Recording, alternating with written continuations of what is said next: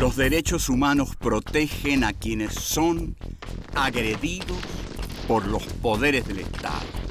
En la Edad Media era absurdo plantearlos. No había derechos para los hombres. La figura del Cristo torturado justificó la tortura de Torquemada. Todo régimen autoritario reprime desde un absoluto.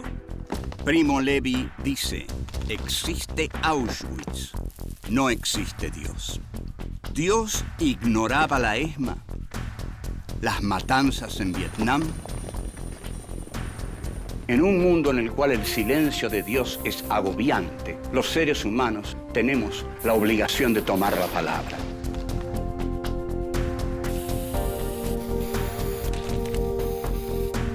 Filosofía aquí y ahora 5. Filosofía y derechos humanos. Encuentro 6. Pensar Auschwitz. 1. Lo humano y lo inhumano. 2. Joseph K. fue detenido una mañana. 3. Después de Auschwitz. 4. El piloto de Hiroshima. 1. Lo humano y lo inhumano. Se puede pensar Auschwitz. Este es el tema candente y realmente muy importante en el pensamiento del siglo XX y del pensamiento de los derechos humanos. Se puede pensar Auschwitz. La pregunta ya implica que si se puede pensar Auschwitz, pregunta alguien, la pregunta implica que sobre las dificultades de pensar Auschwitz. ¿Es posible pensar Auschwitz?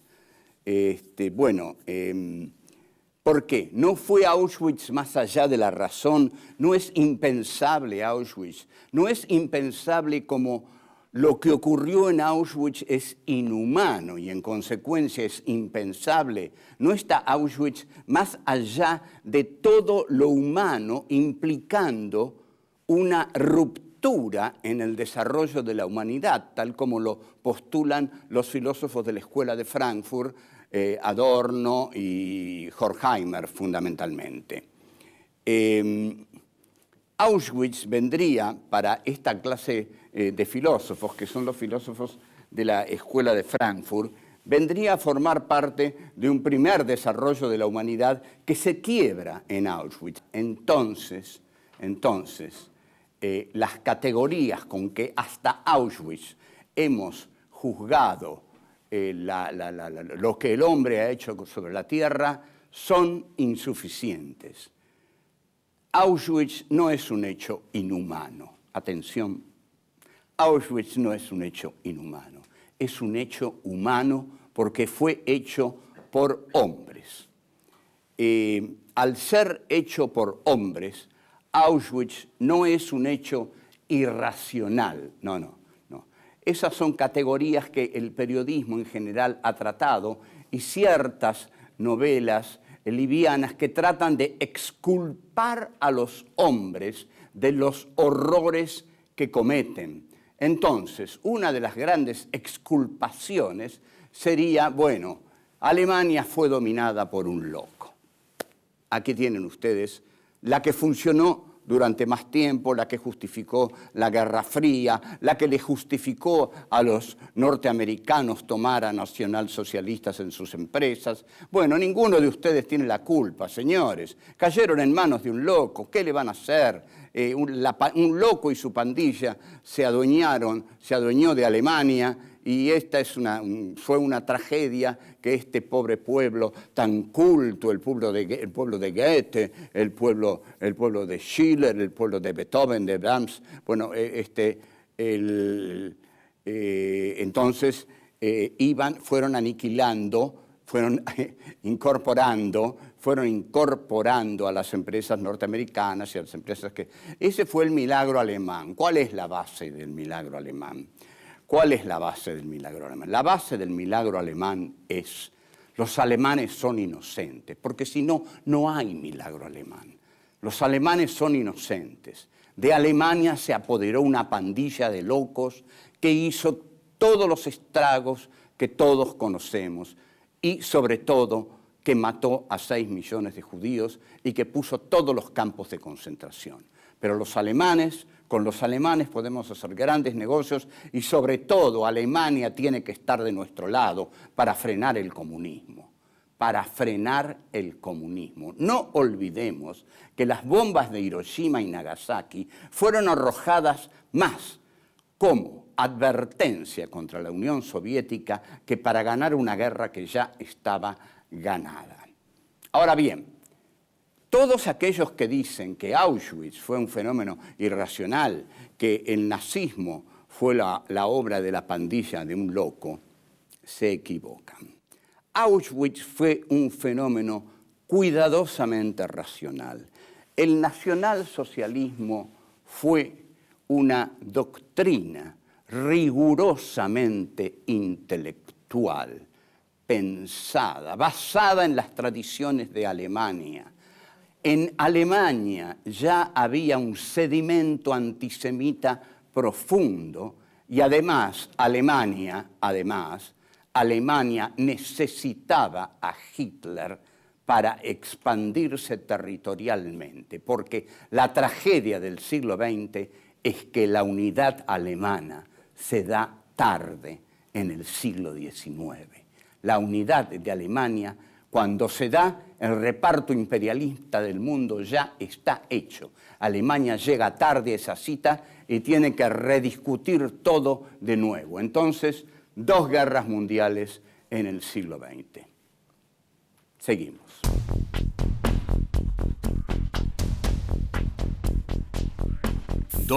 Joseph K. fue detenido una mañana. El primero de los intelectuales que analizó Auschwitz no conoció Auschwitz ni estuvo en Auschwitz. Se trata de Franz Kafka. Franz Kafka es un novelista que tuvo una capacidad escalofriante de prever los horrores que esperaban a Europa. En sus novelas, lo que nosotros descubrimos es la presencia de un mundo opresor, sofocante, que es incomprensible. Este mundo no es comprensible para quienes lo habitan.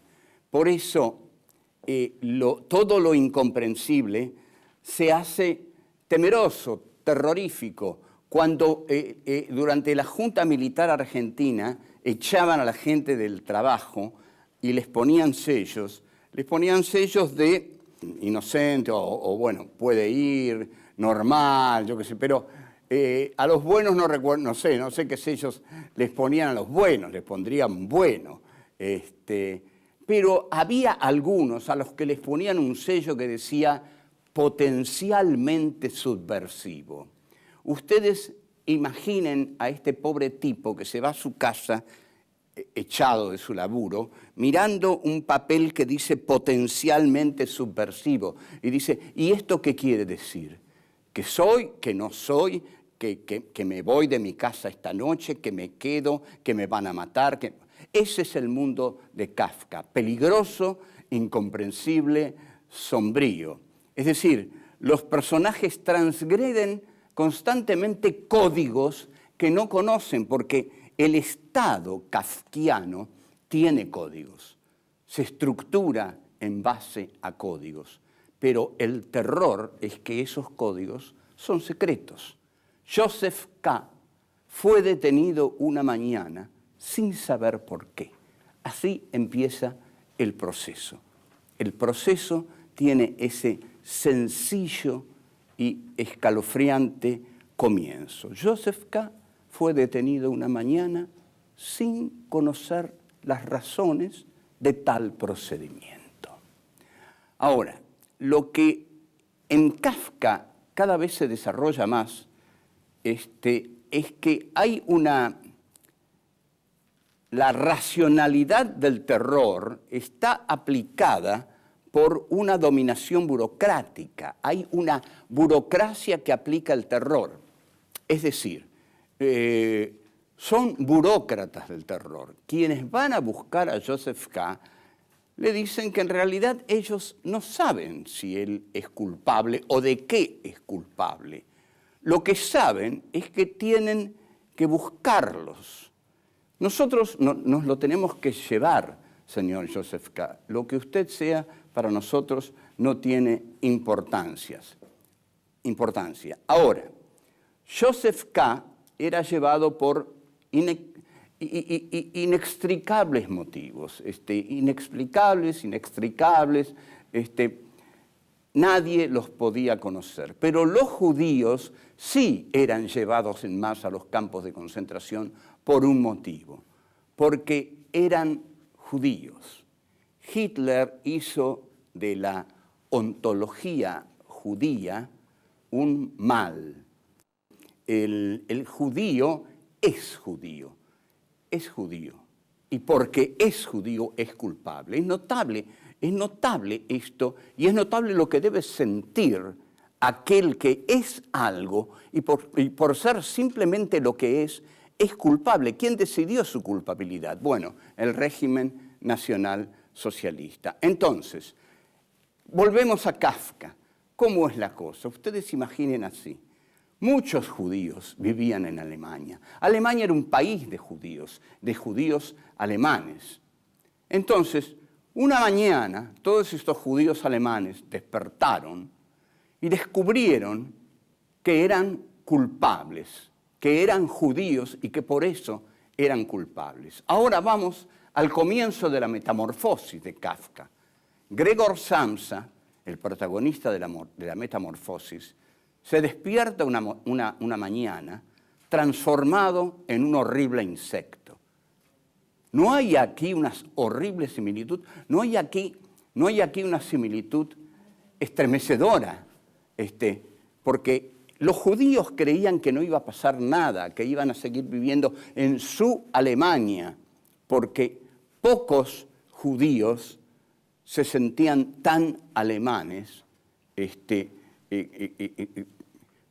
como ni siquiera los alemanes se sentían tan judíos como... El judío era alemán y mi patria es Alemania, pero una mañana, un cierto día, hace todo así y de pronto son insectos, son cucarachas y las tropas de asalto pasan a buscarlos. Y ahí comienza el horror que Kafka prefigura en la metamorfosis. Seguimos.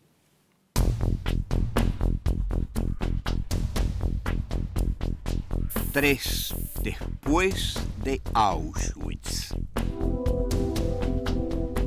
Vayamos ahora a lo que se pensó después de Auschwitz.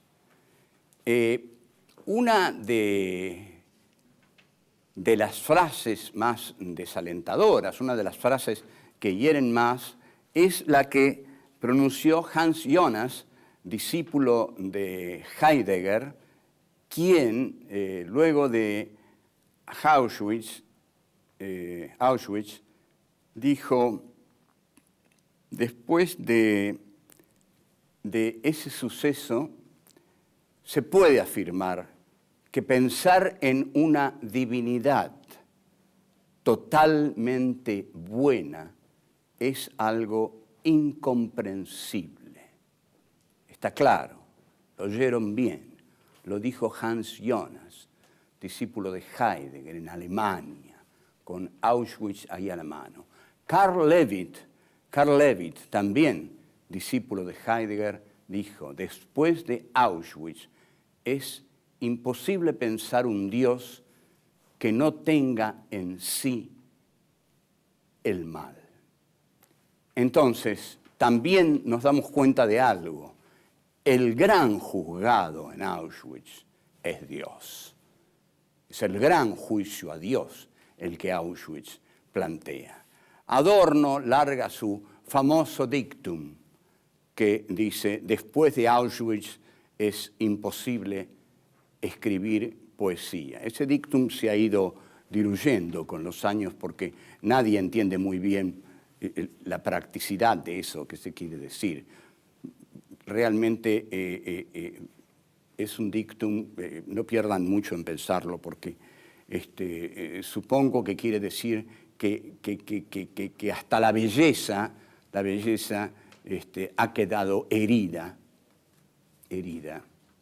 después de Auschwitz. Walter Benjamin tiene un texto esotérico, difícil, complejo, breve, al menos breve, en el que habla del ángel de la historia y dice que el ángel de la historia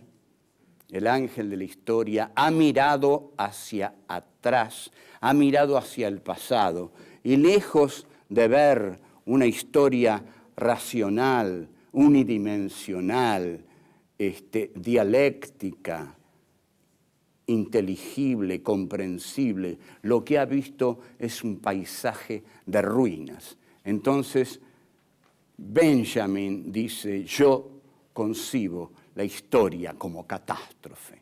Y en efecto, concibe la historia como catástrofe. La otra gran figura que ha pensado Auschwitz es un gran poeta que se llama Paul Celan. Paul Celan estuvo, sí, en Auschwitz.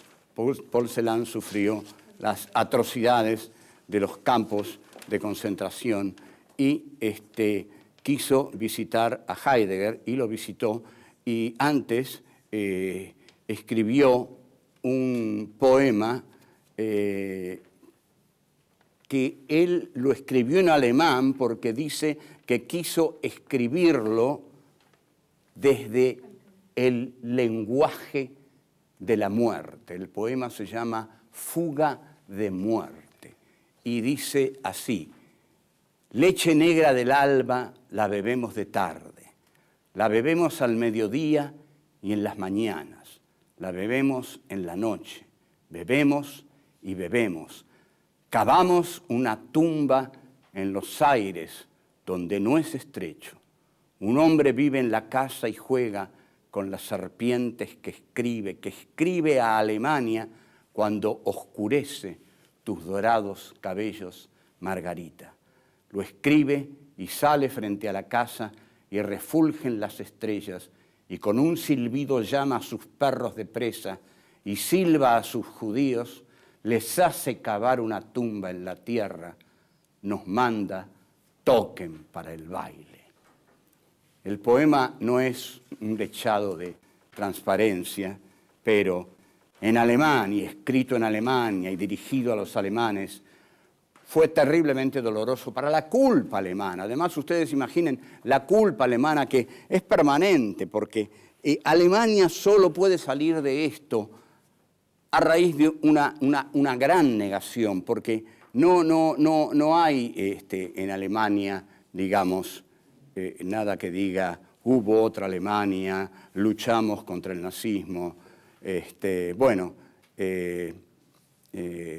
Habría que buscar también entre nosotros y contra la dictadura de Videla, que es lo que hubo. El tema de la culpa lo vamos a tratar en algún momento. Primo Levi es el otro gran pensador de Auschwitz, los hundidos y los salvados, si esto es su nombre.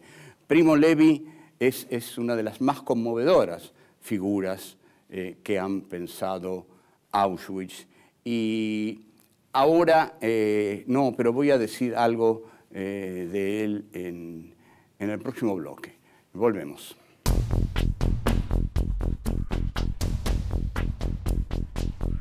Cuatro, el piloto de Hiroshima. Primo Levi es, como dije, uno de los más importantes personajes, filósofos, científicos. El hombre había estado ahí, había estado cavando tierra sucia en Auschwitz y escribe 2 libros, Los hundidos y los salvados y Si esto es un hombre. Lo que sorprende a los que siguen a Primo Levi, lo que les duele es que cuando todos creían que Primo Levi había elaborado profundamente y con distancia su tragedia, se tira por el hueco de una escalera de un edificio. Bien, vamos a un tema muy conmovedor, muy conmovedor. Vamos a Hiroshima. A Hiroshima. ¿Qué tiene que ver Hiroshima? No hagamos esa pregunta, por favor, con Auschwitz. Hiroshima es la muerte de 200.000 personas en 5 minutos. Es un hecho sin calificación. Yo no voy a dar calificativos a estos hechos porque no lo tienen. 200.000 personas mueren en 5 minutos. Hay 2 pilotos de Hiroshima. Uno se llama Claude Eatherly, el otro Tibbets. Tibbets es el héroe que Norteamérica necesita.